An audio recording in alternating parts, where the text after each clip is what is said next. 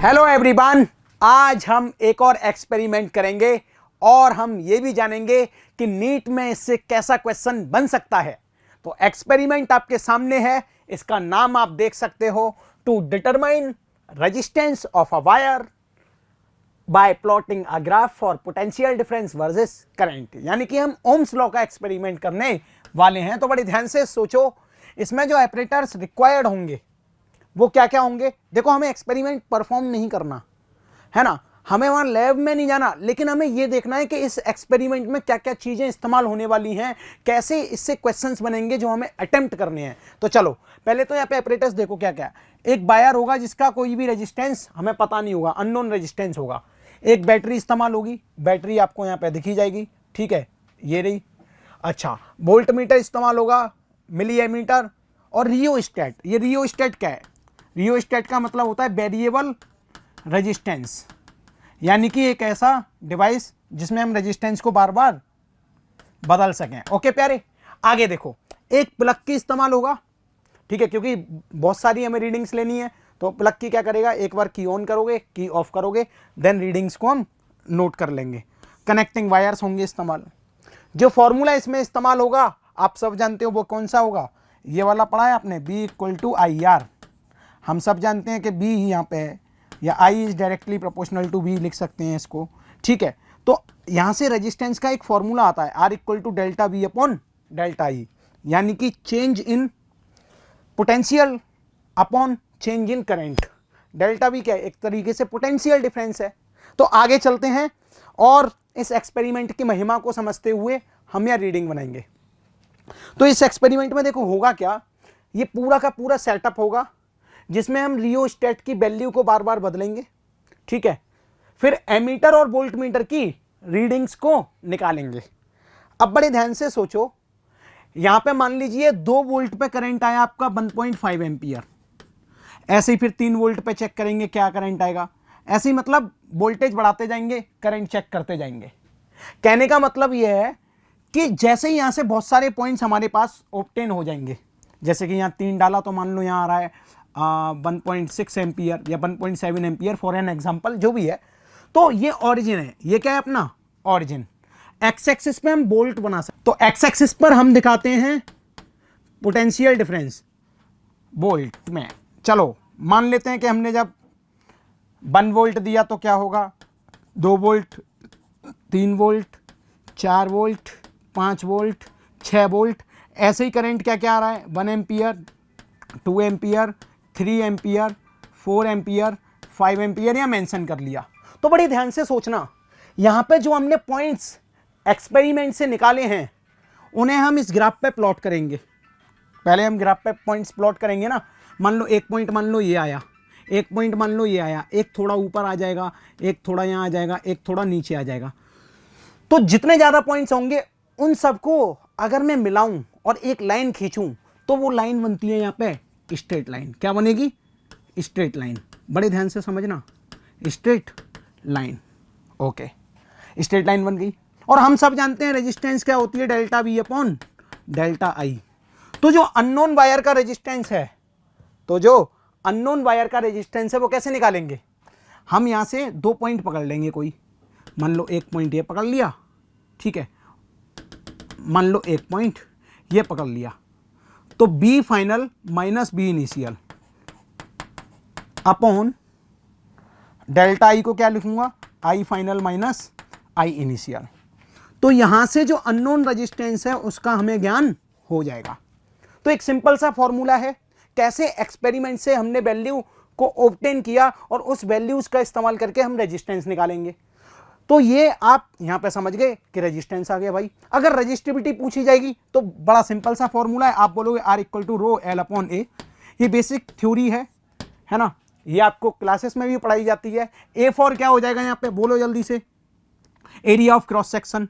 मान लो wire cylindrical shape का है तो इसके क्रॉस सेक्शन का एरिया क्या हो जाएगा, πr²। तो यहाँ एरिया क्या लोगे, πr², ठीक है। अब एक बात बताओ, एरिया रख दिया, लेंथ रख दी, रेजिस्टेंस आपको पता है, तो क्या आप रेजिस्टिविटी नहीं निकाल पाओगे? यही तो है रेजिस्टिविटी, ठीक है प्यारे। मजेदार तरीके से समझ पा रहे हो अब आप? आगे चलो, आगे बड़े मस्ती से देखो, इधर ध्यान दो। यहां सब वही कैलकुलेशन है, रेजिस्टेंस निकालने की, रजिस्टिविटी निकालने की, फिर रिजल्ट लिख देते हैं, है ना। ये एक एक्सपेरिमेंट है। तो चलो 3-4 क्वेश्चंस देख लेते हैं इसके ऊपर जो पूछे जाते हैं। नीट के PYQs भी हो सकते हैं इनमें से, और कुछ आने वाले क्वेश्चंस भी हो सकते हैं। तो पहला क्वेश्चन आपके सामने आपकी स्क्रीन पर क्या बोल रहा है, the potential difference between the terminal of battery is 10 volt and internal resistance 1 ohm drops to 8 volt when connected across an external resistance of external resistor। भाई डायग्राम बना लो पहले। एक बैटरी दे रखी है, मान ले ये अपने पास बैटरी है, और बैटरी का जो पोटेंशियल डिफरेंस है वो कितना है, 10 वोल्ट बैटरी के अक्रॉस। अब ये बैटरी तो दे रखी है, अब बैटरी में ना एक इंटरनल रेजिस्टेंस भी है, एंड इंटरनल रेजिस्टेंस ऑफ 1 ओम, तो ये इंटरनल रेजिस्टेंस है। अगर इस सर्किट में बोला है कि जब हम एक्सटर्नल रजिस्टर को कनेक्ट करते हैं, क्या करते हैं, एक एक्सटर्नल रजिस्टर को हम जब कनेक्ट करते हैं तो उस रजिस्टर के अलोंग पोटेंशियल ड्रॉप होके कितना हो जाता है, 8 वोल्ट। असलियत में कितना है, 10 वोल्ट, और इसके अलोंग कितना हो जाता है, 8 वोल्ट। तो देखो ये नेगेटिव है, अब बड़े ध्यान से सोचो, इन्होंने साफ साफ बोल दिया कि यहाँ पे कितना हो गया, 8 वोल्ट। 10 यहाँ पे है, 10 का ड्रॉप होके कितना हो गया, ये 8 वोल्ट, तो ड्रॉप कितना हुआ, 2 वोल्ट। अब ये 2 वोल्ट कहाँ गया, क्योंकि बैटरी का जो पोटेंशियल है वो डिवाइड होगा ना, टोटल 10 होना चाहिए। अगर 8 इसके पास पहुंच गया तो बचा हुआ 2, क्योंकि 10 में से 8 गए तो कितना बचेगा, 10 माइनस 8 करोगे तो 2 वोल्ट बचेगा कि नहीं, तो बचा हुआ 2 वोल्ट इसके पास है। आप अपनी आंखें फाड़ के देखो तो आपको पता चलेगा कि ये आर रेजिस्टेंस और ये 1 ओम रेजिस्टेंस दोनों सीरीज में हैं, और सीरीज में वोल्टेज डिवाइड होता है। तो 10 वोल्ट का 2 भागों में डिवाइड कर दिया, 8 वोल्ट और 2 वोल्ट। क्वेश्चन में पूछ रहा है कि जो एक्सटर्नल रजिस्टर लगाया है उसकी वैल्यू बताओ। चलो बताते हैं। एक बात बताओ, आप इंटरनल रेजिस्टेंस देख लिया आप लोगों ने, है ना। इंटरनल रेजिस्टेंस का आपको रेजिस्टेंस की वैल्यू भी पता है। मान लो आर डैश बोल दिया इसको मैंने, क्या बोल दिया, आर डैश कितनी है, 1 ओम। ओके, आर डैश कितनी है, 1 ओम, और इसके अक्रॉस वोल्टेज कितना है, 2 वोल्ट। तो आप करंट निकाल लोगे इसमें, तो V इक्वल टू होता है आई आर। क्या होता है, V equal to I R. तो करंट क्या आएगा यहाँ से, 2/1। बोलो कितना आया, 2/1। तो 2 एम्पियर करंट आएगा इस वायर में। और आप सब जानते हो अगर इस वायर में करंट ऐसे फ्लो हो रहा है इस तरीके से, ठीक है, तो करंट का जो फ्लो है वो इस रेजिस्टेंस में भी वही होगा, इस रेजिस्टेंस में भी वही होगा, क्योंकि सीरीज में करंट सेम होता है। तो अगर मेरे को यहाँ पे करंट पता चल गया तो क्या फिर से मैं यही वाली इक्वेशन दोबारा लगा दूं, V equal to I R. अब इस वाले रेजिस्टेंस के लिए लगा रहा हूं मैं, एक्सटर्नल रेजिस्टेंस के लिए। यहाँ वोल्टेज कितना है, 8। ओके, यहाँ रेजिस्टेंस कितना है, R। आए हाय, ये क्या हो रहा है बार बार। यहाँ रेजिस्टेंस कितना है, R। करंट कितना निकाला, 2। R की वैल्यू कितनी आएगी यहाँ से, 4 ओम। बोलो कितनी आई, 4 ओम। ऑप्शन कहाँ है, V वाला। समझ गए, फॉर्मूले से भी कर सकते हो, ऐसे भी सोच के कर सकते हो। चलो आगे चलो, इधर देखो। A filament bulb 500 watt 100 volt is to be used in 230 volt main supply। एक फिलामेंट का बल्ब है जो कि 100 वोल्ट पे चलता है और ये 500 वाट की पावर है।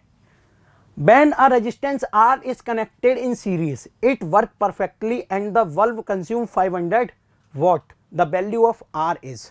कहने का मतलब ये है कि भैया एक सर्किट बनाया गया है जिसमें ये बल्ब लगाया गया है, और बल्ब के साथ यहाँ पे बोला है when a resistance R is connected in series, एक सीरीज में रेजिस्टेंस R भी कनेक्ट कर दिया है, और जो मेन सप्लाई का वोल्टेज है वो कितना है, 230 वोल्ट। मान लें कि यहाँ पे ये बैटरी लगी हुई है, ये कितना सप्लाई है इसका, ये वोल्टेज कितना है इसका, 230 पोटेंशियल डिफरेंस, ठीक है। अब सोच के देख यार, इस बल्ब के बारे में तुम्हें पावर का ज्ञान है और इसके वोल्टेज के बारे में पता है। हम जानते हैं कि बल्ब के अंदर भी रेजिस्टेंस होता है, तो P इक्वल टू क्या होता है, P equal to V square by R होता है कि नहीं होता। अरे पावर का फॉर्मूला यही तो होता है, power equal to V square by R। अब वोल्टेज का मेरे को पूरा ज्ञान है कि 100 वोल्ट है, ये बल्ब 100 वोल्ट को कंज्यूम करेगा, और इसकी पावर कितनी है, 500। तो 100 का स्क्वायर, आर ऊपर ले जाओ, जल्दी से सॉल्व करो। 0, 5 से कितनी बार कटेगा? 2 बार। तो रेजिस्टेंस कितनी आएगी? ये 20 ओम। तो बल्ब की रेजिस्टेंस कितनी पता चली प्यारे? रेजिस्टेंस ऑफ बल्ब 20 ओम। सही बात है। अच्छा, ये निकालने के पीछे का कारण क्या है पता है? क्योंकि मेरे को ना आर की वैल्यू निकालनी है। अब बड़े ध्यान से सोचना, when a resistance R is connected in series it work perfectly, और कह रहा है the value of R is, तो ये निकालूंगा कि नहीं?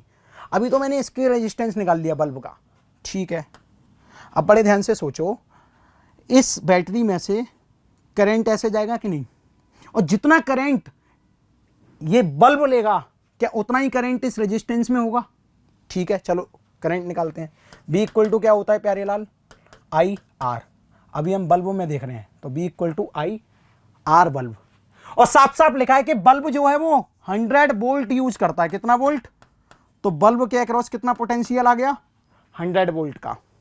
और टोटल कितना है? 230। तो 230 में से 100 गया तो कितना बचेगा? 130। हम जानते हैं कि सीरीज में पोटेंशियल डिवाइड होता है, तो 100 यहां आ गया तो यहां पे कितना बचेगा? 130। सही है प्यारे?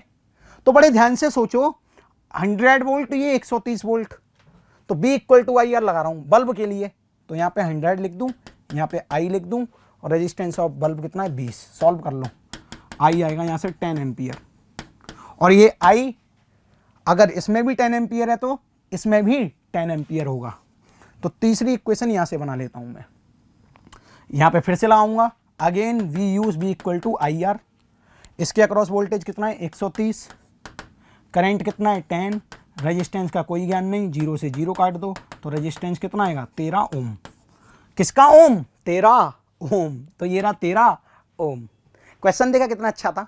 सोच के करोगे ना लॉजिकली तो बहुत जल्दी होगा, और फॉर्मूले के चक्कर में पढ़ोगे ना तो हो तो जाएगा, लेकिन याद करने में चीजों को टाइम तो लगता ही है।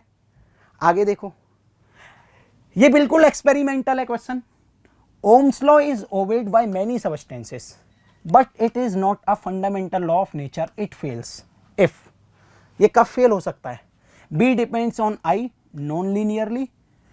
अभी अभी हमने देखा कि अगर बी और आई के बीच में कर्व स्ट्रेट लाइन है, कर्व स्ट्रेट लाइन है, तब ही ओम्स लॉ वैलिड होगा, तब ही ओम्स लॉ वैलिड होगा प्यारे।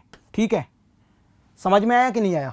लेकिन अगर ये कर्व स्ट्रेट लाइन नहीं हुआ तो ओम्स लॉ वैलिड नहीं होगा। तो ऑप्शन तो पहला करेक्ट है, क्योंकि B depends on I non linearly, तो ये फेल हो जाएगा।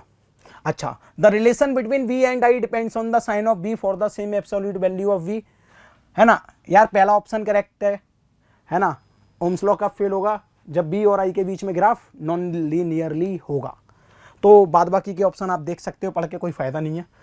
अब बड़े ध्यान से सोचो, अगर टेम्परेचर कांस्टेंट है, टेम्परेचर कांस्टेंट है, और कुछ सबस्टेंस के लिए ओम्स लॉ तो वैलिड रहता है, लेकिन कुछ ऐसे सबस्टेंस भी रहते हैं, डायोड हो गए, है ना, जर्मेनियम, सिलिकॉन हो गया, ऐसे मटेरियल मतलब जिनमें ओम्स लॉ भी वैलिड नहीं होता। तो आप सुपर कंडक्टर, सेमीकंडक्टर, इन सब चीज़ों की जब पढ़ाई करोगे ढंग से, सेमीकंडक्टर में जब पढ़ोगे तब आपको पता चलेगा कि ओम्स लॉ यहाँ वैलिड नहीं होता। ठीक है, अभी जब आप करंट इलेक्ट्रिसिटी की पढ़ाई कर रहे हो तो आपको ओम्स लॉ को वैलिड करना पड़ेगा, अपने सवालों को अच्छे तरीके से लगाना पड़ेगा। और यही 3-4 सवाल थे, यही अपना छोटा सा एक्सपेरिमेंट था। जब तक के लिए बाय बाय, टाटा।